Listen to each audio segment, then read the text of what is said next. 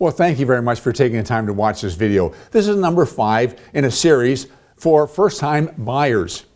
And so far, we've talked about the process of qualifying.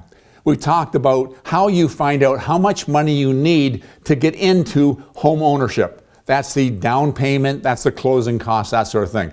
Then we took a look at how you can qualify for a mortgage, and that comes into your credit score and comes into your earnings or your cash flow and whatever debt you're carrying.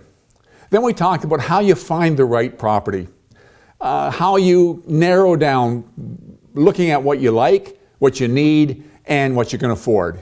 So you've gone out on the road, you've looked at properties, and all of a sudden one property spoke to you. It just all of a sudden did something, and you knew this is where you wanted to be home.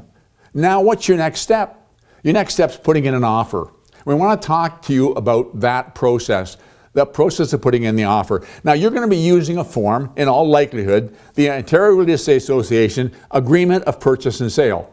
Let me say there's nothing magic about this form. You could use a paper towel. You could write down the information, the meeting of the mind between the buyer and the seller, and all the document does is conveys to the lawyers the pertinent information so they can transfer title.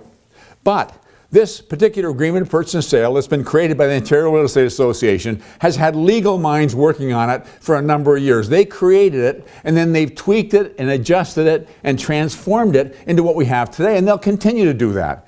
And so there's a lot of what we call numbered clauses or pre-printed clauses that try and anticipate what you could run across and look after it. For example, you're buying a property and you find out prior to closing that it has merged with the next property.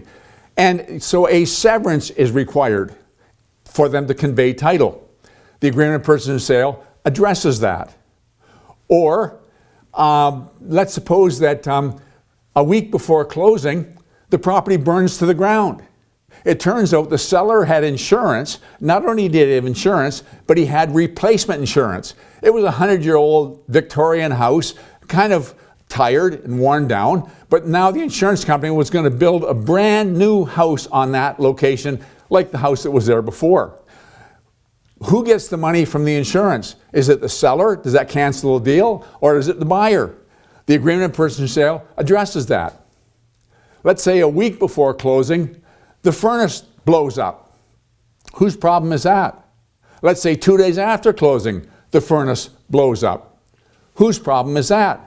Those things are addressed in this agreement of purchase and sale. They've thought through a lot of the things that you run across, and we're not going to take the time to go through them all. We could, but we won't. But when you're sitting down with your realtor, they'll go through it step by step by step and explain to you all the things that are covered in this agreement of purchase and sale, looking after the possible things that could crop up and taking away any ambiguity or uncertainty.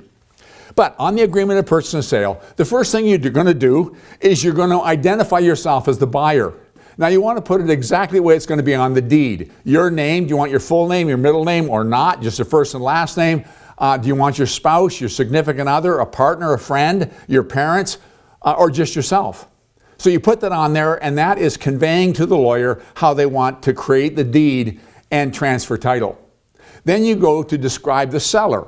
And on the listing agreement, it should be shown exactly the way it is on the deed, and you convey that there. So that so-and-so is buying from so-and-so. And then we got the legal description of the property. Now we've got two things here. We've got the municipal address, 23 Maple Street, City of St. Catharines, for example. And then it goes on to the legal description, which may be part lot so-and-so, concession so-and-so, referenced as part such and such on reference plan so-and-so. It's got the legal description. And then beyond the legal description, it's got the frontage and depth of the property, and that should be pretty accurate. It may not be absolutely accurate because there may not be a survey that's been done in the last little while, but it'll be based on the tax rolls and be based on the deed the way it's shown now, and it shows you the frontage and depth, what property you're actually buying. After you go through all of that, you're going to get into the purchase price. Critical, purchase price. And let me say something here. It sounds a little legalese, but when a person lists their property for sale, it's not an offer to sell. It's known in law as an invitation to treat. What that means is this. If Hudson's Bay Company is advertising a pair of socks for $10, you go to their store and on the counter is that pair of socks. If you give them $10 plus $1.30 for HST, they have to sell you the socks. They made the offering, you're providing the money that they've asked for, they got to sell you the socks because they offered those socks for sale. Not so with a seller. When the seller offers his property, he's giving you an invitation, he's inviting offers. You can offer less, you can offer more, or exactly what he's asking. Regardless of what you offer, there's no guarantee or no implication that he has to accept it. He doesn't have to accept it. He contemplates it. And so one of the things you want to do in the agreement of purchase and sale, if you're serious about buying, is you want to structure not only the offer price, but the entire agreement of purchase and sale as favorable as you can to get a meeting of the minds between the buyer and the seller. That's why we call it an agreement of purchase and sale. But it starts with the purchase price. So how do you decide what you're going to offer? Well, first thing you're going to do is you should have, if you've looked at a bunch of properties, you should get a relatively good idea of values of that type of property in that area. You've seen some, and your realtor can be a real good help here. Now, he can't tell you exactly what the seller is going to accept. He doesn't know that. If it's his own listing and the seller has told him, he can't share that with you. If it's not his listing and he hasn't met the seller, he doesn't know. Either way, they can't say this price will carry it. Doesn't know that.